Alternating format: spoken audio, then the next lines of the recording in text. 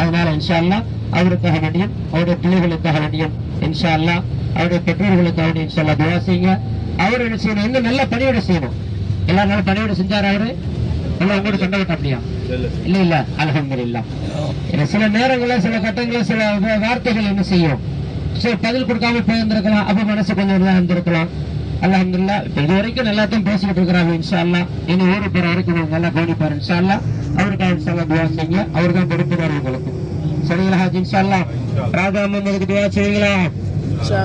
என்ன ஒன்றும் சொல்ல மாட்டேங்கியா? அல்ஹம்துலில்லாஹ். இன்ஷா அல்லாஹ் நான் தான் ராஜா முகமது,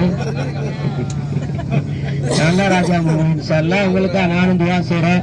அல்லாஹ் நம்மள இந்த எப்படி இந்த சொர்க்க பூங்காவில் அல்லாஹ் ஒன்று சேர்த்து வைத்தானோ, நாளைக்கு மறுமை நாளில் அல்லாஹ்வின் தூதர் நபிகள் நாயகம் ஸல்லல்லாஹு அலைஹி வஸல்லம் அவர்கள்.